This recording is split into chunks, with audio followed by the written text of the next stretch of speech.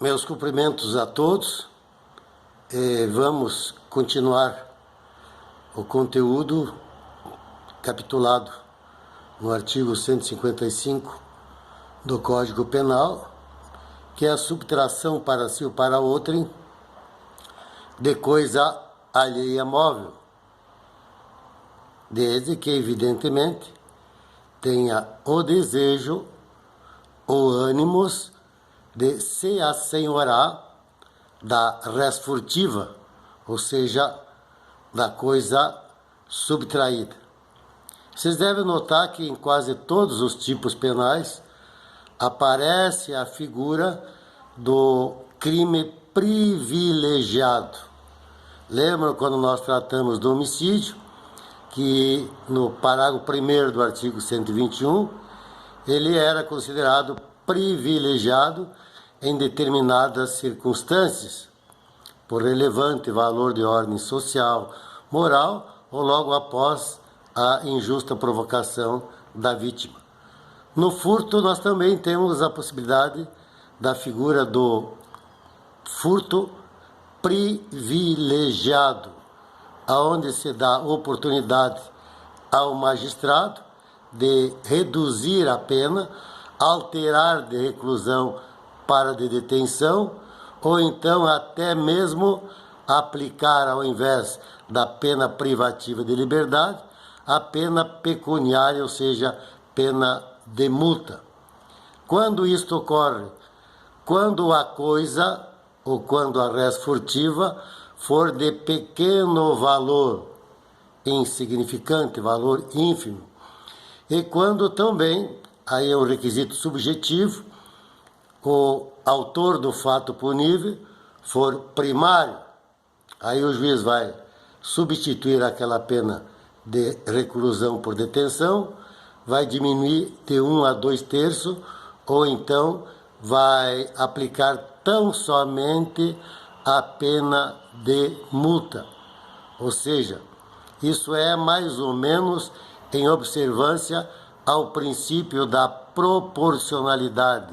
Mais ou menos não, se amolda a esta a sanção penal o princípio da proporcionalidade da pena, ou seja, de acordo com o potencial ofensivo da conduta, é a sanção penal correspondente.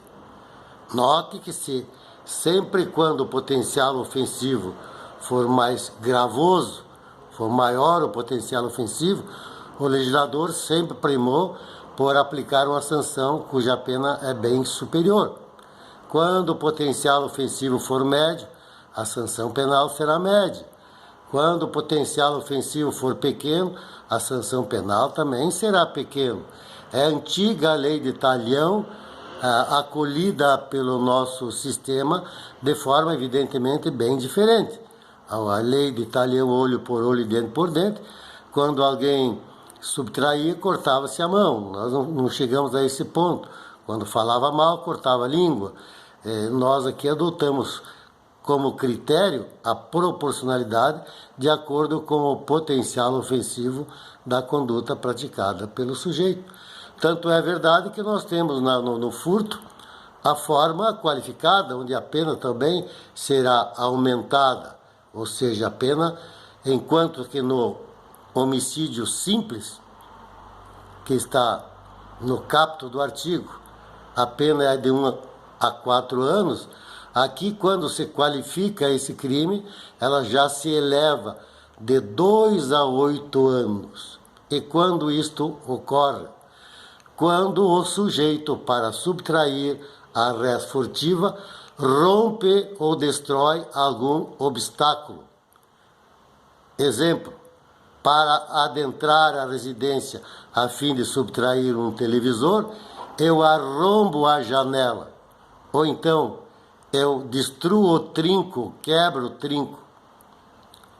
Ou então, outro exemplo, quero subtrair determinado valor, mas esse valor está no cofre. Eu não sei o segredo, então eu vou fazer o quê? Vou arrombar este cofre para poder me apossar da res furtiva. Também ocorre a qualificadora por abuso de confiança. Eu aproveito que estou com o meu colega, com o meu amigo, vamos jogar futebol, ele deixa a roupa pendurada, eu sei que ele tem a carteira, quando ele se descuida, eu subtraio a sua carteira. Ele deixou visível a sua roupa por extrema confiança na minha pessoa, vez que nós éramos amigos. Tanto éramos amigos porque estávamos praticando esporte conjuntamente. Ou então, um outro exemplo, colega de serviço. Chego no meu estabelecimento e ali penduro o meu casaco com toda a confiança, porque eu estou diante de colegas. Jamais eu imagino que um colega pode trair esse coleguismo e me subtrair alguma coisa. O namorado e a namorada vale tanto para o sexo masculino quanto para o feminino. O namorado tem extrema confiança, senão não estaria namorando. Aproveito-me dessa situação e subtraio quando ela vai ao banheiro, quando ele for ao banheiro.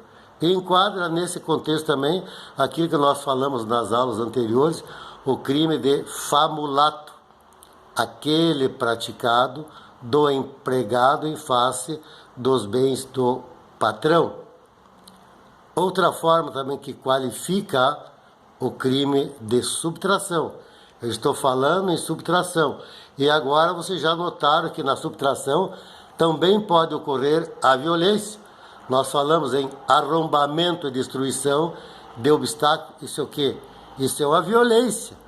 No entanto, essa violência, diferentemente do roubo ou do latrocínio, que nós falaremos lá adiante, é uma violência praticada em face da coisa e não da pessoa.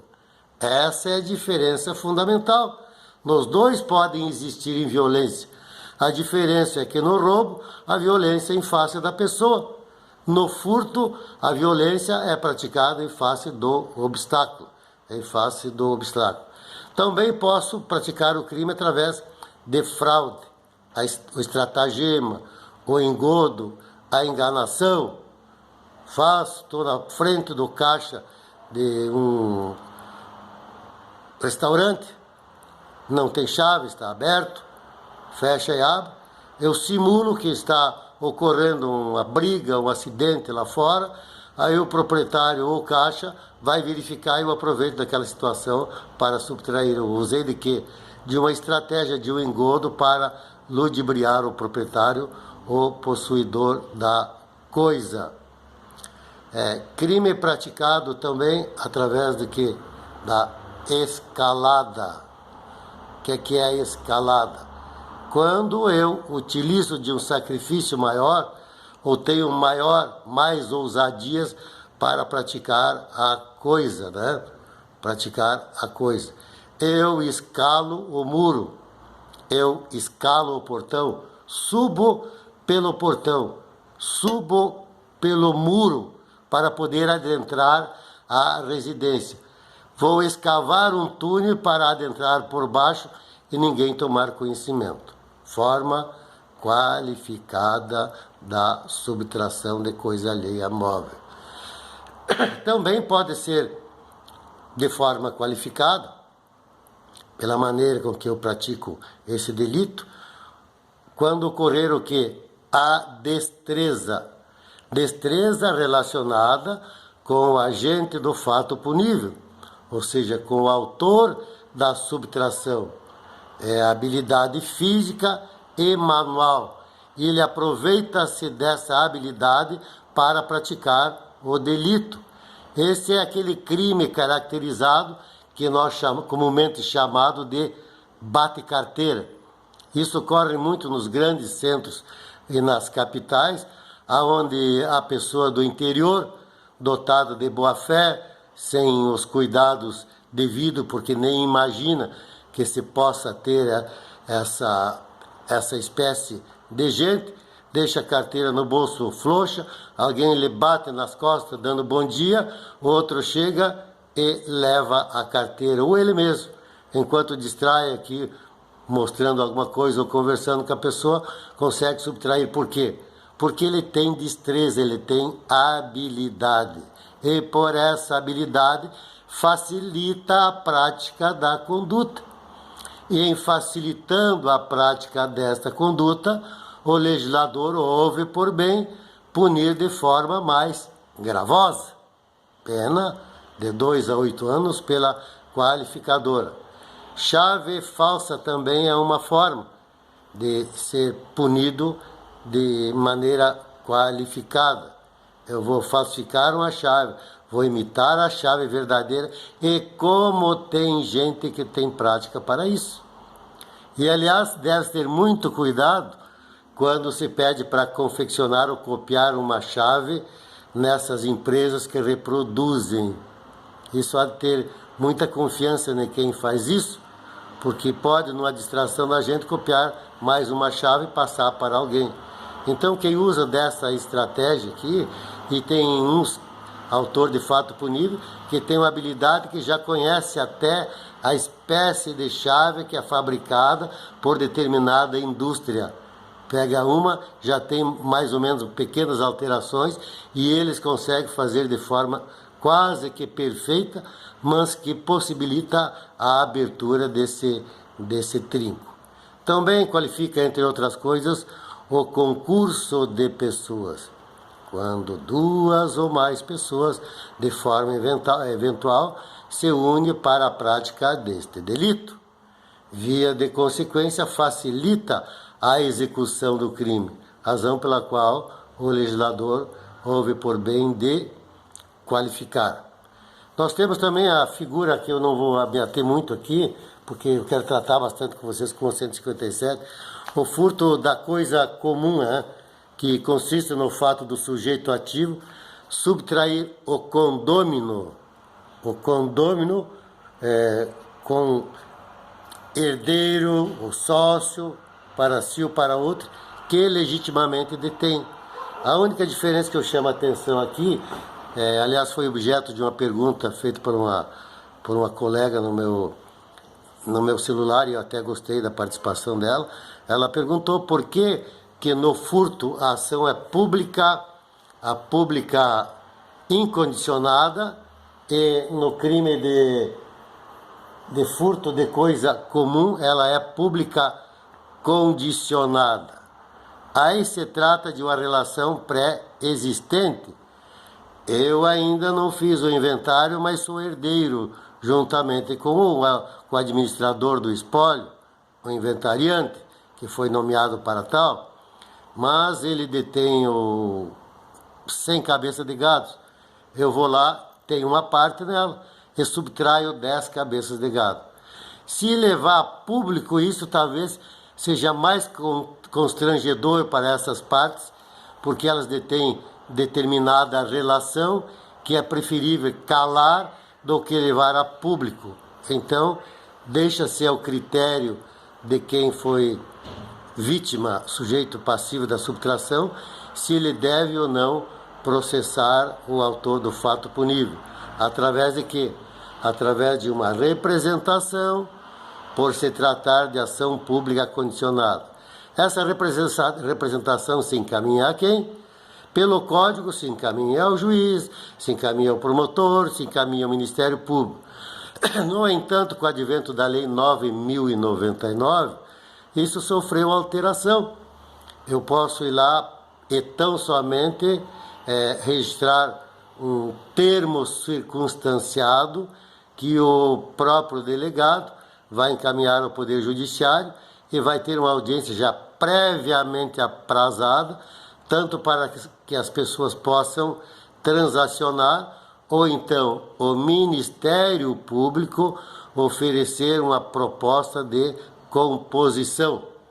Eu não ofereço a denúncia, que é o que nós chamamos de sursis processual. O Ministério Público vai dizer: eu não ofereço a denúncia, ou deixo de oferecer a denúncia, desde que o autor do fato punível, isso, deixa eu voltar atrás, isso se não houver composição entre as partes. Aí volta para o Ministério Público. Aí o Ministério Público faz a proposta. Suspende-se o processo por determinado período, desde que pague a cesta básica por entidade filantrópica, não se ausente da comarca sem comunicar ao juízo, compareça em juízo de tantos e tantos meses ou preste algum serviço à comunidade. Se o autor do fato punível aceitar essa proposta do Ministério Público, ele continuará sendo primário. Por quê? Porque esse sursis é processual, não é o sursis do artigo 77 que vocês aprenderam com o doutor Daniel. Aquele sursis do artigo 77 suspende o quê? A execução da pena. Naquele já houve a instrução do processo, já se positivou o direito, já transitou em julgado essa ação, então o juiz vai o quê? Propor uma audiência admonitória, aonde vai fazer uma proposta para o condenado, e se ele aceitar, ele não vai cumprir a pena, vai responder em liberdade, desde que preencha determinados requisitos. Neste caso, não houve decisão, não houve sentença condenatória, então vai suspender o quê? É sursis processual. Suspende-se o processo por determinado período, depois de cumprido, ele não deve mais nada à justiça. Única coisa que ele não vai receber o mesmo benefício nos próximos 5 anos. Pois bem, dito isso, vamos tratar hoje do artigo 157. Notem bem a conceituação, que é praticamente o mesmo conceito do crime de subtração. Diz o quê? O conceito de roubo e latrocínio. Subtrair coisa móvel alheia para si ou para outrem, que é o que diz no artigo 155. Porém, aqui já acrescenta-se, mediante grave ameaça ou violência à pessoa, ou ainda, depois de havê-la por qualquer meio reduzida a impossibilidade de resistência, ou reduzido a impossibilidade de reagir resistência. Isso é profundo. Esse trechinho aqui, por qualquer meio, reduzido a impossibilidade de resistência, quer dizer o quê? Que se eu embriagar alguém para subtrair, eu estou reduzindo a capacidade de raciocínio, de cuidado e de autocontrole sobre o bem que eu tenho posse ou propriedade. Desta forma que eu estou aqui praticando o crime de roubo em razão de haver, por este meio, reduzido a capacidade de resistência da vítima. Então, é bem profundo. Na verdade, esse